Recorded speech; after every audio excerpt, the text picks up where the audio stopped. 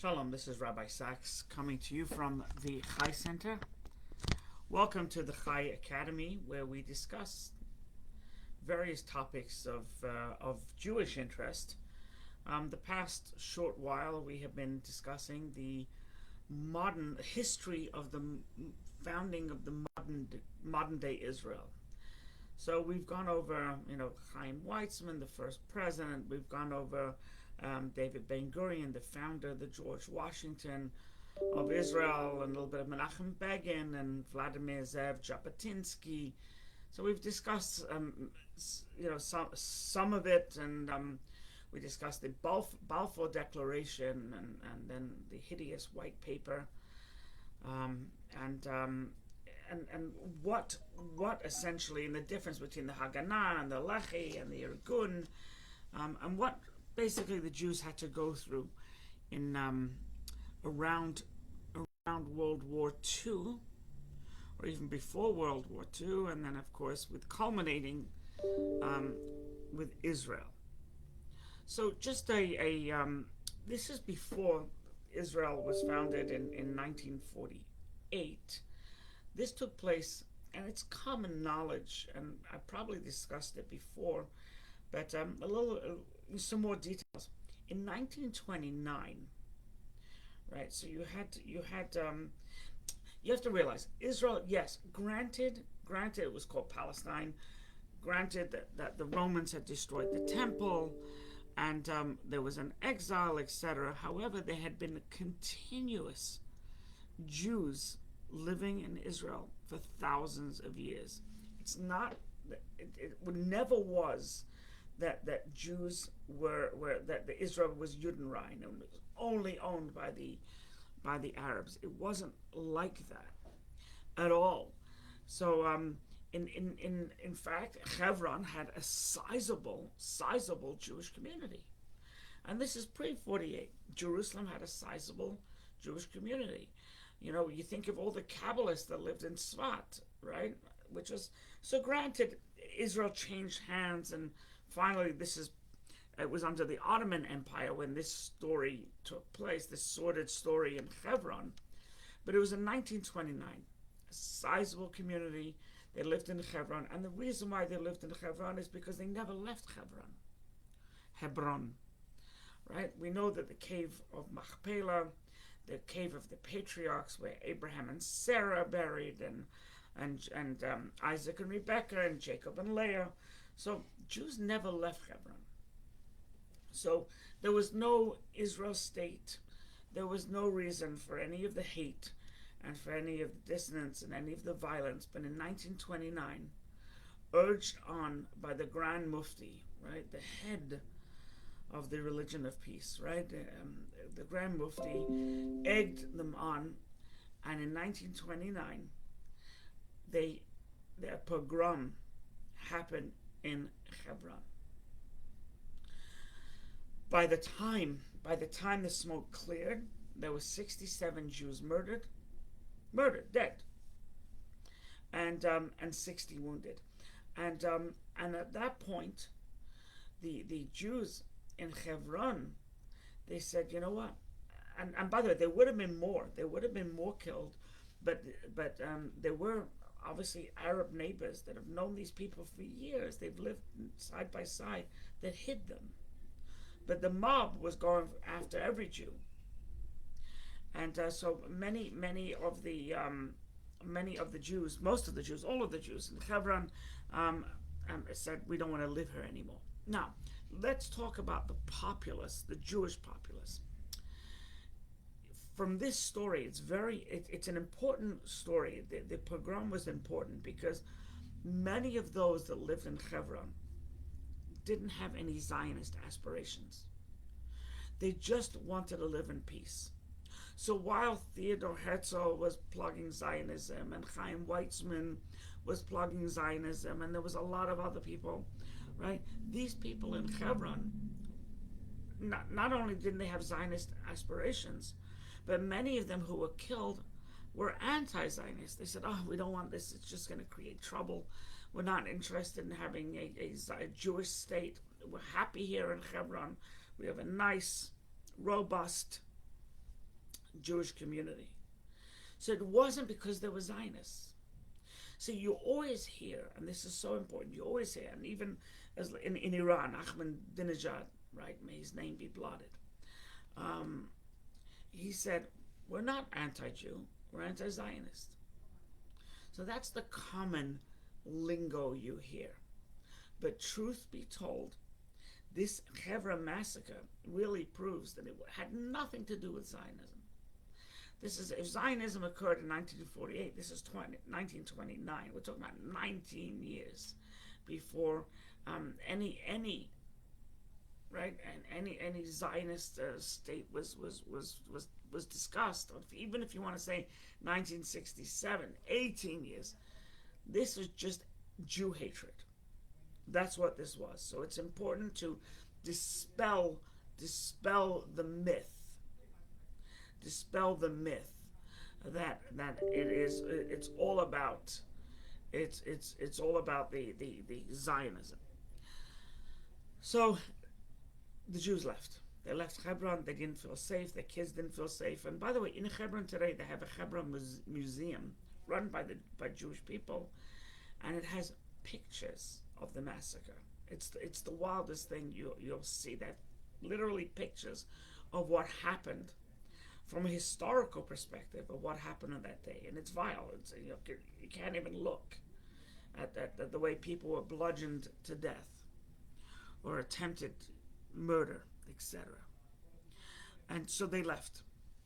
They left. 2 years later, there were 35 families.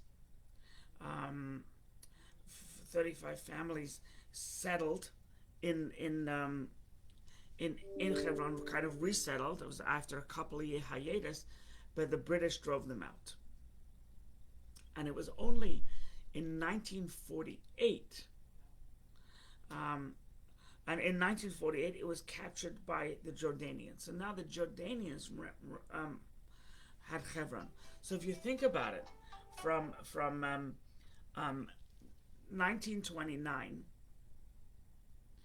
and pretty much till 1968, there were no Jews living in Hebron at all. It really was Yud and Ryan. So a couple of them tried, a few families tried, and they were kicked out by the British. 1948, it was captured by the Jordanians, and that's how it stayed until for another 19 years, right? In 1967 was the Six-Day War. And that's when Israel recaptured Hebron. But nobody moved there. For a full year, nobody moved there. It was considered dangerous territory, etc., etc. And the Israel government were not interested in Jews living in Hebron. They just weren't. They said it's too hostile. Think of how many Arabs live in Hebron, and how many Jews are you gonna, bring in? It's dangerous, so we're not interested. Until a specific episode happened. It was a year after, so it was in 1968. A fellow by the name of Moshe Levinger. He's considered the father of contemporary Hebron.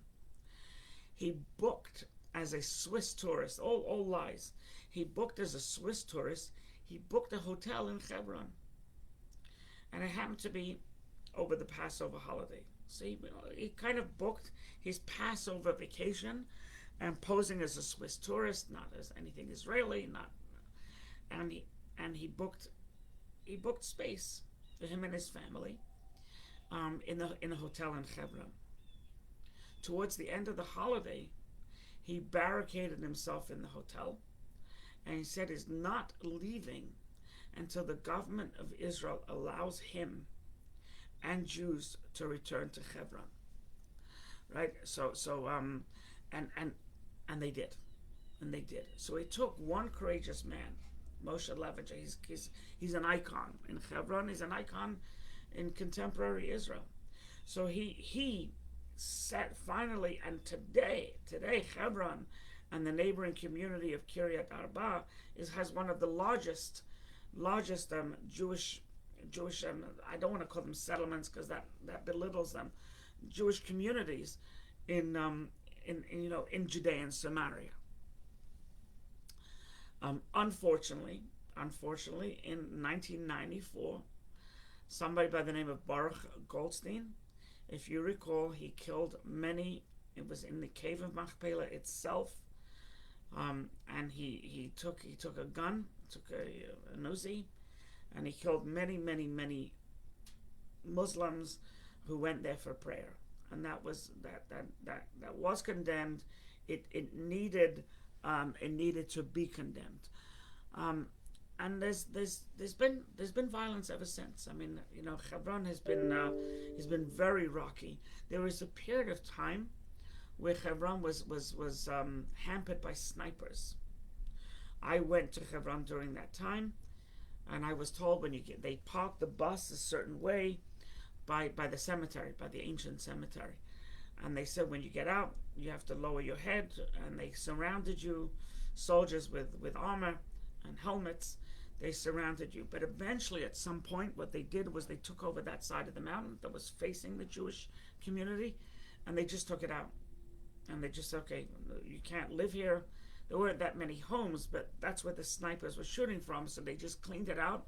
And they set up a couple of watchtowers there, and that made the Jewish community safe again. So many people came to Hebron. They came after the war, but it wasn't so easy to get to Israel, Hebron or otherwise, after the war, because the Britons that we discussed, they had a blockade, right? They would not let Jews into Israel until they finally got kicked out. But until 1948. So from the time the war ended, the Jews yes, they went to Australia, yes, they went to England, and yes, they went to Chile, and yes, they went to Argentina, and they went all over. But where their heart wanted to go was Israel. But the British would not. They let a few in, but they would not let in a lot of people. And in fact, instead of letting them into Israel, they set up DP camps, displaced persons camps. So we know after the war there were hundreds of DP camps. But those that tried to get into Israel, which is today's Israel, was called Palestine then, nice Roman name given to the area, they were taken and they were placed in DP camps in Cyprus. Now Cyprus is very close, but so they were yet so close, yet so far. And one particular episode after the war is something you've probably heard about or read about, and you've seen either the movie or Leon Uris's fantasy. He spruced it up a little bit, but the story of Exodus. So there was this ship. The original name for it was Chesapeake Bay, and it was nicknamed Exodus. What it had 4,500 Holocaust survivors, and it was an American ship, and its goal was to take 4,500 Jews that survived the Holocaust so they can finally settle in Israel, settle in Hebron, settle in Jerusalem, settle in Safed, wherever they wanted to settle. And when it finally entered the Mediterranean, British got wind of it, and so British sent out not one, not two, but 6 British destroyers, surrounded the Chesapeake Bay, the Exodus, the ship with 4,500 Holocaust survivors. Now, probably the only other time the British have sent 6 destroyers to surround a single ship is probably if they got word that Hitler was on this boat. But Hitler wasn't on this boat. There were 4,500 Jews who had been starved, literally to the point of death. And when the ship Exodus got within 12 miles of docking in Israel, the destroyers, the soldiers on the destroyers, they tried to board the boat. and the Jews fought back. Whether the Jews were soldiers, whether they were Holocaust survivors, they fought back to the point, and they didn't allow them on the boat. And the British, and by the way, an interesting thing they did is that the Exodus, the ship, called Haganah to let them know what was going on. And Haganah, right, started to broadcasters all over the world that the British are not letting a ship with 4,500 Holocaust survivors in. So anyway, so when they tried to board the boat and there was fighting occurred, the British started to shoot. They opened fire on the boat. They killed 3. They killed 3 Jews, and they wounded 100 Jews. And then came the threat. If you don't let us board, we're going to sink the ship with all 4,500 passengers on it. So Haganah was told constantly of what was happening, and Haganah broadcast it to the world. They boarded the ship.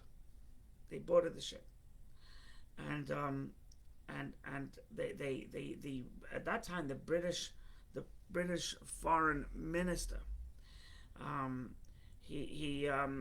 what he decided to do, I even forget his name, but they had a nickname for him, Belvin or something, Bevin, maybe it's Bevin. So he said, I'm going to teach these Jews a lesson. They can't just come roll into Palestine whenever they want, which is, if you think about it, it's the Jewish land, right? I'm going to teach them a lesson, and I'm going to send them back to DP camps in Europe. So they docked in France, and the Jews refused to get off the boat. There were scuffles and daily scuffles, and I think there's this Holocaust historian, Ruth Gruber. I have a book somewhere where she writes about what it was like to be on that boat, and how you had nothing left, and they were trying to drag you off to go. Anyway, France got sick of this, and they said, okay, you can't dock here anymore, get out. So where did they go? They went to Germany. Back to Germany. Can you imagine the slap in the face? And in fact, the nickname of this guy, Bevin, he was nicknamed Bergen-Belsen. Bergen-Belsen was the one of the worst concentration camps, extermination camps of Jews. So Bergen-Belsen, of course, was connected to exterminate. It was an extermination camp that horror stories came out of, and he sent them back to Germany, and that's where they rotted in DP camps. You had no Hamlet, you had no passport, you had no home to call your own, you had no clothes to call your own. Whatever generosity the camp gave you in terms of food, you ate. If there was enough, there wasn't enough. It was just terrible times. However, that actually swayed public opinion. It was so brutal, turning 4,500 Jews to back to Germany, is that in 1947, the UN, which I believe was called the League of Nations then, met. There were 56 countries. Right, so now you have, 190 something countries in the UN, but there was 56. And you needed 2/3 of a vote is whether you're going to allow Jews to live, not have a country of their own. That happened in 1948, the Declaration. But this was how to partition and give Jews a space they can live and rid the problem of DP camps. Right, DP camps was, how long could you live in a DP camp? So it was in 1947. It was in November, mid-November, I believe, is where they met. Now Truman, he said, I would like very much for there to be a place where the Jews could go. And so that wasn't as surprising. What was surprising is and you could look this up, the most impassioned pro-Zionist, pro-Jewish speeches ever made at the UN or the League of Nations, the precursor, was by Russia. The ambassador to the UN, right, the Soviet Union, right, they said we have to let the Jews, we have to let them have their land. Now, we're taught that in the history books tell us that the Soviet Union were so pro-Jews moving into Palestine, not necessarily because they cared so much about Jews being in Palestine, but rather they sought an opportunity. They said this is what will happen is eventually Britain will have to leave, and Britain can finally be out of the Middle East. Britain themselves did not want this to happen. They did not want the partition. They were happy with the status quo of just, torturing Jews, but they abstained during the vote. Now here's the thing: you needed 2/3. You need 2/3 of the vote, and they didn't have it. They didn't have it. So the pro-Zionist organizations and the lobbyists, they pushed off the vote, and they pushed off the vote until after Thanksgiving, right? And after Thanksgiving, because they needed time to lobby, to explain. So after Thanksgiving, they took a vote and it passed 33-13. Right? All Arabs voted against it. And, 10 abstained. All Arabs voted against it. The only two non-Arab countries that voted against it was Cuba. No surprise there, communists. And Greece. So Greece didn't want to get hurt in this battle. They said we're so close to Israel, so they just voted against it, and they said that we just don't want no part. We don't want any part in any more wars. We'd rather it not happen.